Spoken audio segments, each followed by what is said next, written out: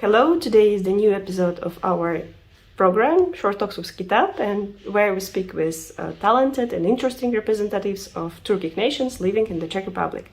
Today we speak with Roksan Mandel. She's a musician, Turkish musician living in Prague. Hi, Roksan. Hello. Roksan, tell us something about yourself. How did you get here? Why did you decide to move to Prague and to be a musician? How do you feel yourself as a musician in Prague?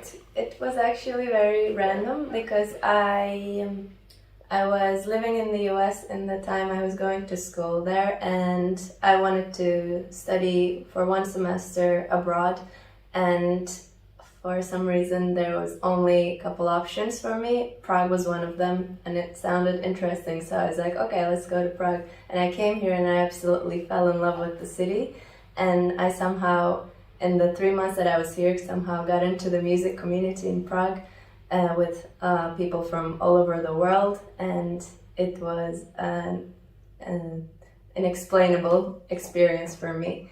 And after I finished my time here, I couldn't stop thinking about being in Prague, so after I finished school, I came back. And how do you find Prague now? I still love it. How long do you live here? 2.5 years. 2.5 years. Yeah. Great. Do you have Czech friends here? I do, yes. One of my closest friends is Czech. So you're playing with them together, or? So I do play music, which is my main thing. I'm also part of an art and poetics collective called Object Paradise, and we like to go beyond boundaries of regular poetry reading. So we add music and performance and all kinds of crazy things into our events and the poetry reading. So just to get the attention out from the reader and like spread it around the stage. And audience as well, like audience is a part of the performance always for us. And so I actually started playing piano behind poets, improvising. This was the first time I played was, I think, 2019 probably. And after that, people started to ask if I wanted to come to their readings and play behind them. And it was always a very fun experience for me, just to improvise and follow the reader. Yeah. But the main language is English? No, not always. It's actually a lot of times it's Czech, other languages too, sometimes Ukrainian, Russian, French, Spanish, all kinds of people are always welcome. And yeah, so it's even more fun to play behind people who speak a different language that I don't know, because then I get to follow their movements and their, intonations, the way they talk, the way they move, and I get to play with that a lot. So you just follow their mood or pace. Exactly. But do you understand the way, what maybe you're playing some funny music, but he's talking about something or she's talking about something sad? Usually they tell me before. Oh, okay. They tell me if they want something more energetic, more slow, sad, angry. How do you find Czech people here? If you in communication with them, in connection with them, how do you see what is a Czech person?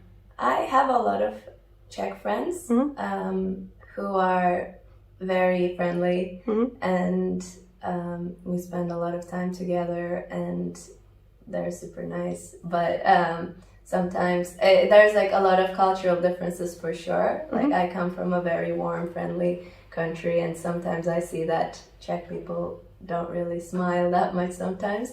But the friends that I have, the people that I met are extremely nice people. I really like the way they live their lives, and they're so welcoming. Great.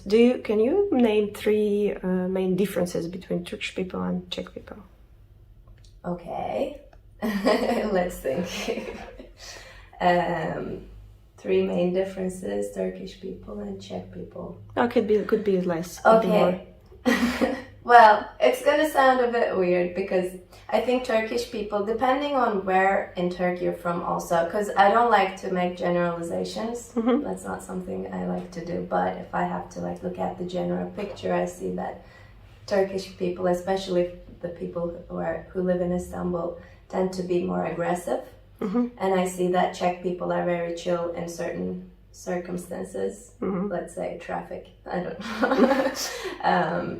So that would be one thing. On the other hand, I think Turkish people are more welcoming to other cultures than Czech people are, which is something I really seen in the Czech Republic and Turkey, because Turkey is a very popular, tourist destination, and usually, if you go to a restaurant, they will try to speak English with you, and they will try to ask you questions, learn about you, but Czech people, I haven't seen anyone do that with me. Really? If I go to a Czech restaurant as a tourist, even if it's a tourist place, usually I haven't encountered a friendly. Maybe you look like a really Slavic kind of person. Am I? I don't know. You're white. I don't know. Probably not. I have a very multicultural background. I come from a very small community in Turkey, actually, and we have Spanish roots. And and I don't know. I have a lot of family who live in France, and I have my grandpa's Polish. I don't know. It's just all over. So it's grandpa roots, probably. Yeah, maybe. And okay, third difference. What would it be? Czech people know how to drink, or well, Turkish people know how to drink too. It's just like the different types of drinks we have. Maybe that could be an interesting, because obviously in Czech Republic everybody's drinking beer all the time, or they have other hard liquors. Was that what it? Yeah. So there's that. But Turkish people have a different way of drinking. We have different alcoholic beverage called rakı, which is like very strong alcohol. You mix it with water and it turns white. And you usually have like a big meal, and you just drink it throughout, 4 hours, 5 hours. You're just sitting there. So it's like there's like definitely this difference of drinking culture that I have noticed. Are you also singing songs, Turkish songs, probably during this, no? Or listening to them? I do, yeah. Have you ever heard about Czech culture before coming to Czech Republic? Not really, actually. I didn't know much, and my coming here, as I said, was very coincidental. But then I loved it so much, and I was surprised that I never heard of it, actually. Because my parents have been to Prague before. So when I told them I decided to go to Czech Republic, they were very happy. They were like, "Oh, you're gonna love it. It's a beautiful country, beautiful. Prague is a beautiful city." But I don't remember meeting anybody who was from the Czech Republic before coming here, or hearing much about it. I don't know, maybe you heard something about Czech architecture or music, or... Not really. As a musician, you should know probably some Czech composers. Yeah, I know Smetana. That I think that was the one that I knew that was from Czech Republic. I'm also a big follower of art. I love the works of Egon Schiele, for example. I definitely admire the architecture was the first thing that caught my eye as I was landing on the plane, and I looked and it's like, wow, this looks like a fairy tale city. I really, really loved it so much. So basically, when you play, what kind of songs do you play? It's interesting. So I play improvisation, as I told you, which is something I'm very, very passionate about. Just free music. No rules, no structure, nothing. You just go like that.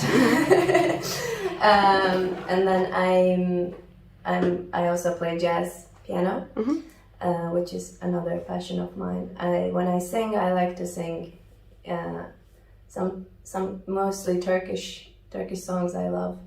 certain mostly old Turkish songs because I haven't really lived in Turkey in the last 7 years, and so I kind of missed that, you know, the new things that came after I left.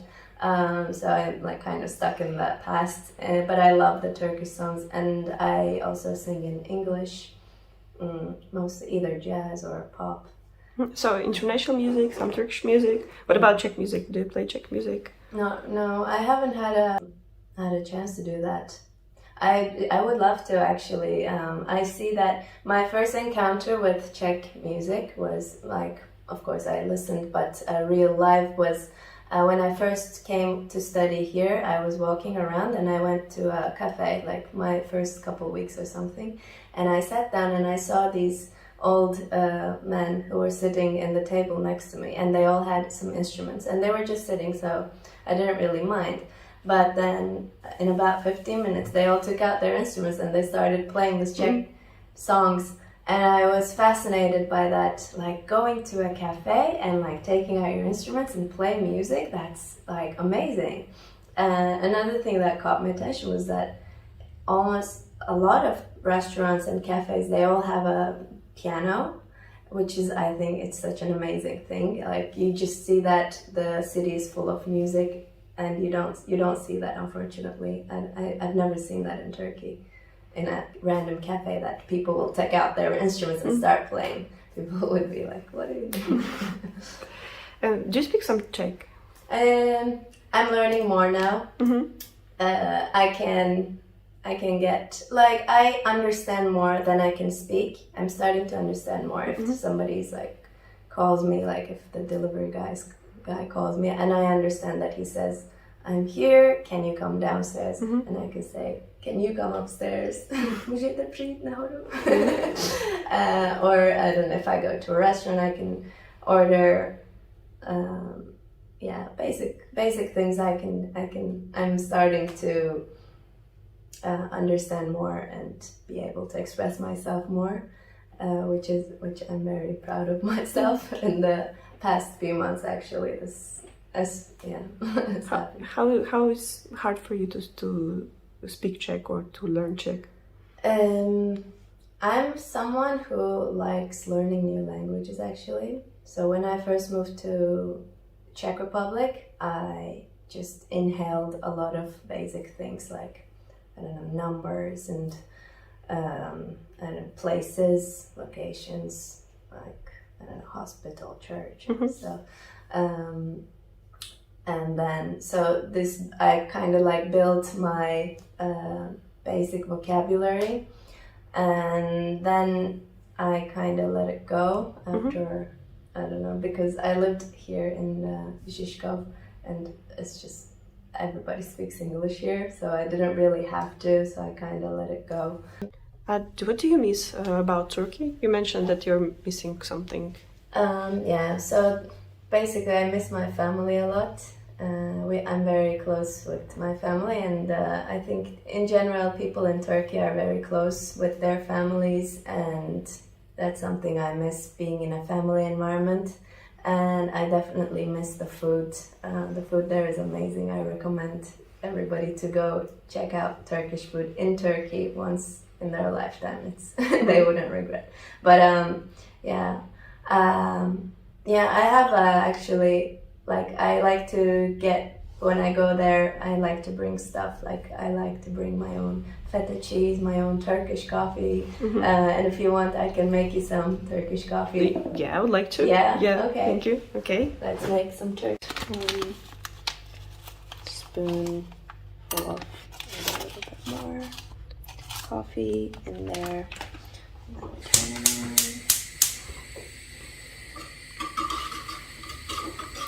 So Roxana is making for us Turkish coffee. Let's see how this is gonna turn out. Wait. What is the favorite food, Czech food you have, or Czech beverage? My favorite Czech food is svičkova. Svičkova. I love svičkova so much. And it's funny because it's my only, because I normally don't eat meat so much, but I think that's my only exception. See the bubbles. Okay. So we wait until the foam kind of rises. Okay. How often do you make Turkish coffee for your Czech friends? For any time they come, actually, I always offer. Sometimes we have breakfast together, and on the weekends I invite some friends over, and I always make them Turkish coffee at the end of the. This is kind of the thing we have in Turkey, that we drink it after a meal. At least in the culture that I grew up in, because there are a lot of different cultures in Turkey as well. But we usually drink it at the end of a meal to like have to digest and not to fall asleep, because usually the meals are so big. So anytime my friends come, I always. So you're from Istanbul, right? I am from Istanbul. Yes. What will you recommend Czech people to check out in Istanbul, or to know something more about Turkey, or Turkish people they really don't really know, as you think? Istanbul is a huge city. Okay, now it's starting to rise. Istanbul is a huge city. It's probably about 10 times bigger than Prague. There's so much history, so much to see. Like, I haven't seen everything. I've lived there for 19 years, and there's just so much to do. You can never get bored. And so now our coffee is almost ready. We put a little bit, and then we put it back in there to have the foam rise again.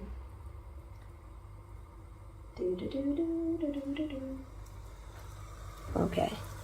And I think it's almost ready. Yeah. Okay, so what's your favorite place in Istanbul, at least? My favorite place. Okay, it's so where I live in the center of the city, so it's called Ortaköy. And it's actually a very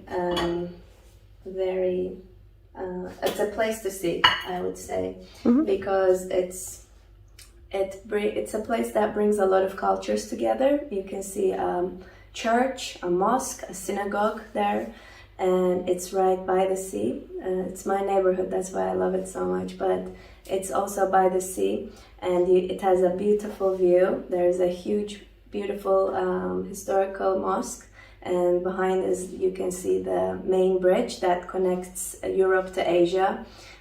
So it's kind of like you can say as it's on the one side of Europe, like the end of Europe, and then you see Asian part of Istanbul, and it's a very beautiful place. A lot of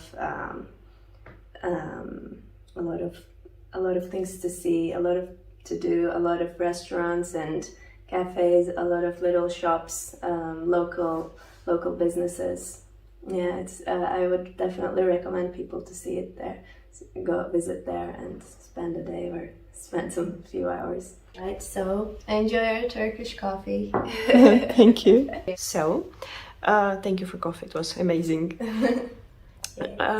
Do you have some funny story maybe to share with us, or interesting story to share with us about your life in Prague or your experience in Prague? Yeah, of course. I actually tell the story a lot, but it was my first encounter with the music community in Prague, because when I moved here, when I was studying here, and I heard so much about there's a lot of music, but the city I realized was very hidden. Unless you really digged for something, you couldn't find it. So I was looking for some places where I could go and play piano or meet musicians.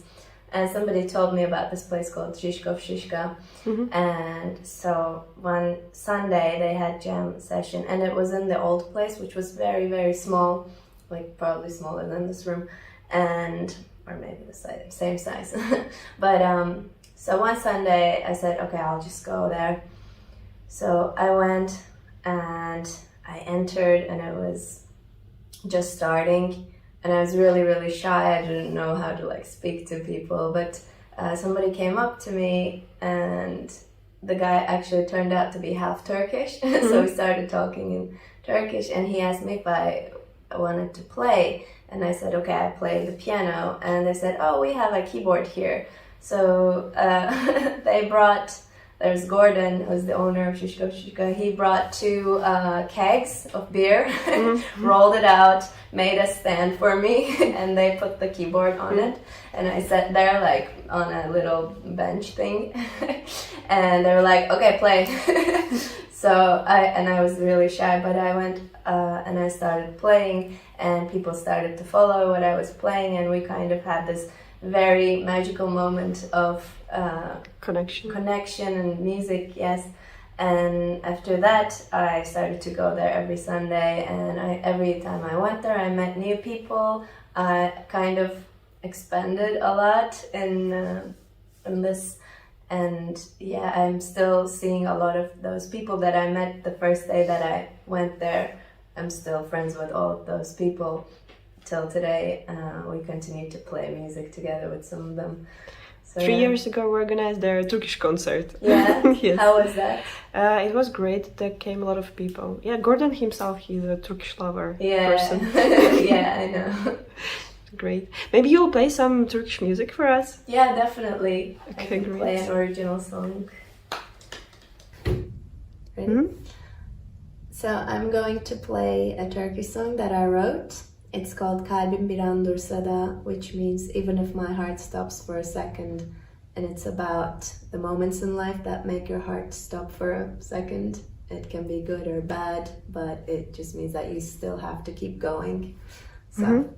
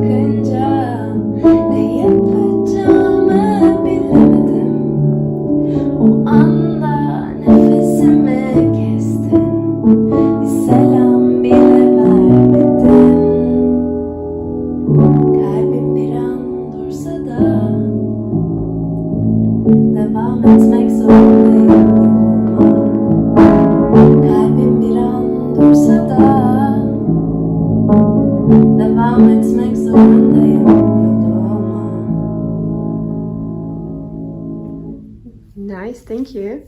Where can we hear you? Where do you play? Okay, so you can follow me on Instagram, which is my name and last name, Roksan Mandel. I have some videos on YouTube as well. I'm a part of the art collective Object Paradise, where if you would like to follow us on there, it's called Object Paradise on Instagram, YouTube. We have an album coming out together. Good. I think end of this year. So really looking forward to that. We have a lot of different types of music in there. We have world music ensemble in there. Maybe some of you already heard about it. Some of your friends were there. We had a very big group of people from all over the world, basically. And yeah. Okay, great. So we'll follow you and find out where do you have the concert or when do you have the concert. Exactly. I usually post it on my Instagram when I have something coming up. Great. Thank you. Thank you, Roxanne. Thank you very much.